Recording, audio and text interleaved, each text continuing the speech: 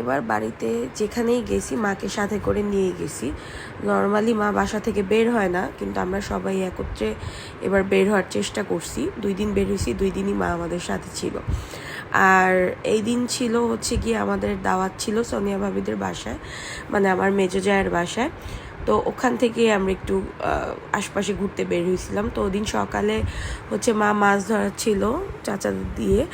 তো এখানে আমাদের এটা হচ্ছে বাড়ির পিছনের ঘাট, পিছনের আর কি পুকুরটা, ওখান থেকে আর কি আমরা সচরাচর মাছ ধরি ম্যাক্সিমাম টাইম। আর এখানে বড় ভাই আর চাচা নাম ছিল।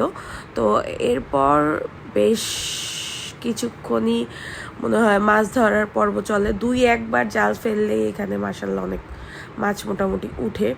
তো অনেকক্ষণ সময় লাগে না, আমরা ওয়েট করতেছিলাম কি মাছ ধরে। আর এগুলা দেখতেও ভালো লাগে। গ্রামে আসলে গেলে এই সব সিনগুলাই হচ্ছে দেখতে কিন্তু ভালো লাগে, তাই না বলেন?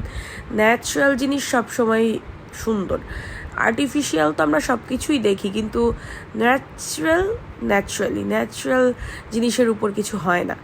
তো তারপর এখানে মাছ দেখা শেষ করে আমি আর সামিন রুমে চলে যাই।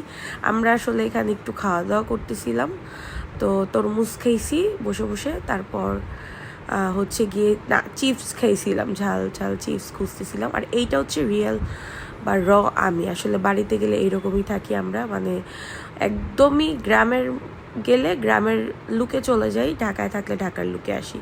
তারপর দুপুরে খাওয়া দাওয়া শেষ করে আমরা হচ্ছে গিয়ে দুপুরে খাওয়া দাওয়ার জন্য যাচ্ছি হচ্ছে ভাবির বাসায়। এটা হচ্ছে বাসার সামনে রেডি হয়ে জাস্ট কিছু ছবি ভিডিও ক্লিপস নেই, কারণ যেখানেই যে ওখানে তো তুলবই, বাট এইটা হচ্ছে জাস্ট আমাদের দুইজনের আর কি তুলে নিলাম।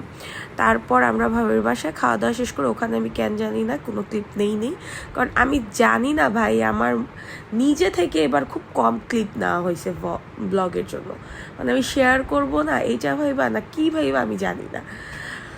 ওকে, যাই হোক, তারপর আমরা ভাবির বাসা থেকে কাছেই একটা জায়গায় যাই, নামটা আমার মনে নাই, কেউ জানতে চাইলে কমেন্ট করেন, জিজ্ঞেস করে বলবো না।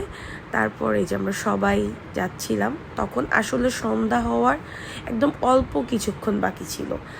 সো জাস্ট তাড়াহুড়া করে গেছি যাতে কিছু ক্লিপস নিতে পারি, কারণ আমরা সবাই শাড়ি পরছি ওই দিন, প্ল্যান করেই পরছি। শাড়ি সবাই কিনছিল কম বেশি, সো সেই ক্ষেত্রে আমরা প্ল্যান করেই পরা হয়েছে শাড়িটা, মানে আগের দিন বা ঈদের দিন প্ল্যান করে পরা হয়েছে আর কি। বাড়িতে যাওয়ার পর সবাই নিছে, আমি বাদে সবাই শাড়ি নিয়েছিলাম কম বেশি। আমি মার শাড়ি পরছি, এটাও একদম নতুন একটা শাড়ি ছিল, কারণ আমি শাড়ি নিয়ে যাইনি এবার, প্রতিবার নেই কেন জানি এবার আমি শাড়ি নেইনি। বাট এই শাড়িটা আমার স্যুট করছে, যদিও এই শাড়িটা এই টাইমটাতে পরে আমি একটু প্যারা খাইছি।